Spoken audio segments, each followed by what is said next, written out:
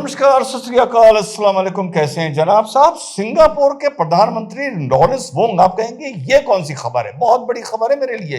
ये Lawrence Wong साहब ने, जो फिलहाल सिंगापुर के प्राइम मिनिस्टर हैं since 2024, he was a politician, he is a civil servant.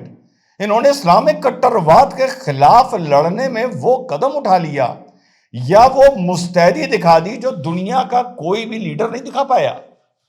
Europe का कोई भी लीडर नहीं दिखा पाया, फ्रांस जर्मनी का कोई लीडर नहीं दिखा पाया, यूनाइटेड किंगडम का कोई लीडर नहीं दिखा पाया। और हमारा लीडर बेचारा क्या दिखाएगा? उसने तो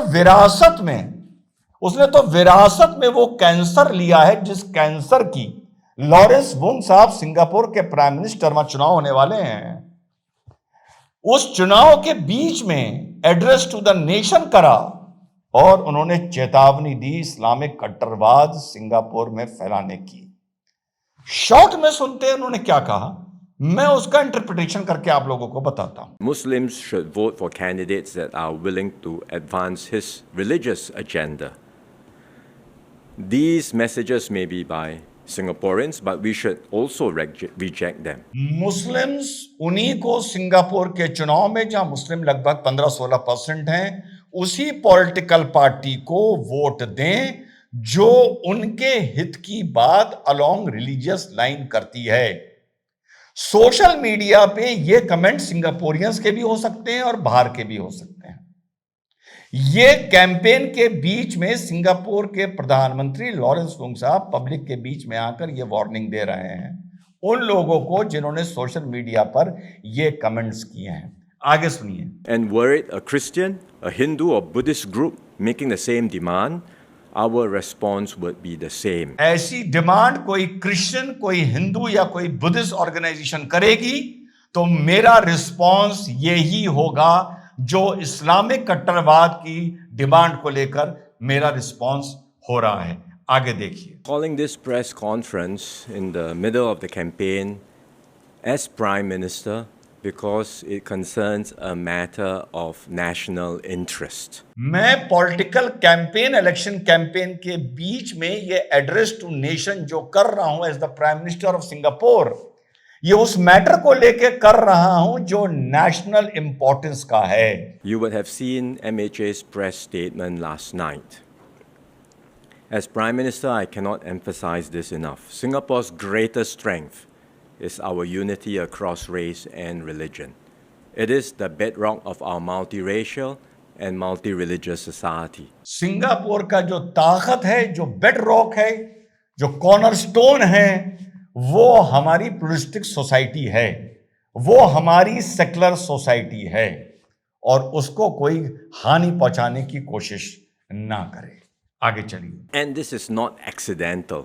It is the result of painstaking hard work and patient effort by generations of Singaporeans. और जो सिंगापुर एक वाकई एक प्लुरलिस्टिक और सेक्युलर सोसाइटी है, ये बाय चांस नहीं हो गया। इसके लिए हमने मेहनत की है, इस पर हमने समय दिया है, इस पे हमने अपना जी जान से कोशिश की है, जो आज हमारी सोसाइटी एक एक्चुअल सेक्युलर सोसाइटी है। In the past few days, we have detected online activity by foreign actors urging Singaporeans to vote along religious lines. पिछले कुछ दिनों में हमने ऐसे पोस्ट देखी जो अलग अलग सोशल मीडिया प्लेटफॉर्म्स पर, जो मुस्लिम्स को प्रेरित कर रही हैं उस पार्टी के लिए वोट करने के लिए जो उनका तुष्टीकरण करे या उनको लगता है कर सकता है, और रिलीजियस लाइन पर वोट दिया जाए। और ये बड़ा लंबा प्रेस को ये एड्रेस टू नेशन है, 8-10 मिनट का।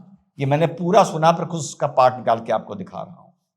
इन्होंने वो काम कर दिखाया जो सन 47 से पहले भारत का कोई नेता ना कर पाया। इन्होंने वो काम कर दिखाया जो अमेरिका का कोई नेता नहीं कर पाया। इन्होंने वो काम कर दिखाया जो यूरोप, यूके, फ्रांस, जर्मनी कहीं का नेता नहीं कर पाया। हालात बिगड़ने के बाद कमर कसते तो कुछ लोग नजर आए, जब पानी नाक पर आ गया तो उसे जल्दीबाजी में ठीक करते तो लोग नजर आए। लेकिन इन्होंने जिस तरह निपिंग द बड किया है, मैंने आज तक नहीं देखा। और जब मैं इसके बारे में स्टडी कर रहा था तो इनके यहां एक एक्ट है, foreign interference counter measure act 2021।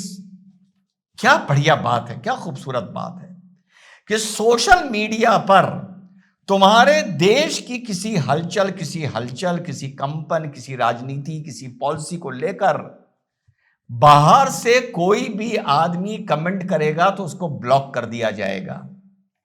यानी zero tolerance to foreign interference in the policy making of this small nation, city, कुछ भी मान लें आप इसको, ऑफ सिंगापुर।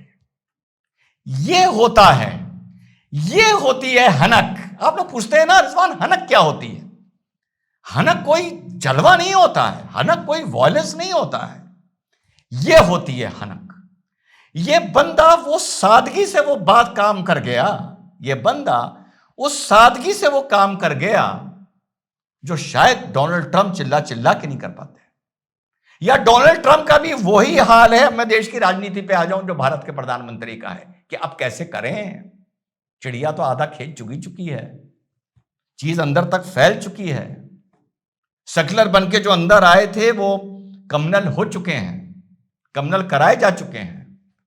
और इस लिंक में जब मैं अंदर कमेंट्स देख रहा था, and I was very happy, उसमें बहुत से मुस्लिम, जो सिंगापुरियन मुस्लिम थे, उन्होंने लिखा है कि नहीं ये प्राइम मिनिस्टर ठीक कर रहा है, कि ठीक कर रहा है। हम भी इस बात को note, it was so encouraging for me. मैं बुराई नहीं ढूंढता, मैं किसी में बुराई नहीं ढूंढता, मैं अच्छाई ढूंढने निकलता हूं। जब सामने बुराई आ जाती है तो मैं क्या करूं? तो उसमें बहुत से मुस्लिम्स ने कमेंट किए, बहुत से सिंगापुरियंस ने कमेंट किए, वी सैल्यूट यू सर। हम भी इस गंदगी को अपने देश में फैलता हुआ देख रहे थे। और आप लोग बहुत पूछते हैं ना हनक क्या होती है, पॉलिसी ये होती है। पर ट्रंप, नरेंद्र मोदी इसको, ऐसी चीज को इंप्लीमेंट नहीं कर सकते क्योंकि उनको विरासत में गंदगी मिली है। नरेंद्र मोदी जी ये बात कैसे कर सकते हैं? क्योंकि वो उस देश के बाशिंदे हैं जहां पॉलिटिक्स में धर्म या यूं कहें मजहब घुसा और देश का बंटवारा हुआ। उन्होंने तो विरासत में वो चीज देखी है, शायद उसी टाइम मोदी जी का जन्म हुआ होगा, जो उनकी एज से हम कैलकुलेट कर सकते हैं। और उनको तो विरासत में यही मिला। पॉलिटिक्स में सिर्फ उनको तुष्टीकरण और रिलीजन का इंटरफेरेंस मिला। और भारत की पॉलिटिक्स में रिलीजन का इंटरफेरेंस, इसको हम बोलते हैं क्रिएशन ऑफ न्यू इंडिया। मान लें हम, वैसे तो भारत पूरा था, पर क्रिएशन ऑफ न्यू इंडिया तो विभाजन के बाद ही हुआ, जब हमारा संविधान आया। हम ये मान लें आसान भाषा में समझाने के लिए, एजुकेटिव पर्पस से। तो इस देश की तो बुनियादी राजनीति में धर्म मजहब की डाली गई और देश को बांट दिया गया। तो वो देश इस बीमारी से अब कैसे निकल सकता है? फिर उसके बाद मनुस्मृति, फिर उसके बाद शरीयत, फिर पर्सनल एक्ट, फिर यूसीसी नहीं आ सकता, फिर ये नहीं आ सकता, फिर तुष्टीकरण के एक्ट बने, फिर क्या क्या क्या क्या, बड़ी लंबी कहानी। बट मैंने सोचा नहीं था कि कभी मैं सिंगापुर के प्राइम मिनिस्टर पर कंटेंट बनाऊंगा, but that content is so close to my heart, close to my subject as a socio religious commentator, जो नेशनल और इंटरनेशनल मुद्दों पर बोलता है। बहुत सलाम है लॉरेंस को, सलाम है लॉरेंस को। इतना क्लियर आदमी, इतना क्लियर लीडर नहीं देखा। पर यही अगर इस गंदगी को ठीक नहीं किया जाता और 70 साल बाद जब गंदगी सिंगापुर में फैल जाती, सिंगापुर का नाश हो जाता, तब कोई वहां पर लीडर आके इसको ठीक नहीं कर सकता, रिपेयर नहीं कर सकता। ये इस तरीके से तेल और पानी सब आपस में लिक्विड्स मिल गए हैं कि इसको अब अलग अलग नहीं किया जा सकता, इस गंदगी को, जिसको रिलीजन इन पॉलिटिक्स बोला जाता है। लेकिन अपनी बात खत्म करूंगा इस बात के साथ कि काश इस देश में 1940 के बाद ऐसे लीडर पैदा हुए होते जो आजाद, कम से कम आजादी नहीं तो बंटवारे के बाद कह देते स्टॉप स्टॉप। अब इस देश की राजनीति मजहब के नाम पर, तुष्टीकरण के नाम पर नहीं चलेगी। तो वाकई इस देश में राजनीति और चुनाव कितने मेरिट पर होते, जो आज अफसोस, बात शुरू होती है मेरिट से, पर चुनाव आते आते ध्रुवीकरण और तुष्टीकरण और फलाने में बदल जाती है। और इसका खामियाजा हम लोग इसलिए भुगतते हैं कि हमारे पास 1947 में लॉरेंस वुंग जैसे नेता नहीं थे। जय हिंद, वंदे मातरम, खुदा।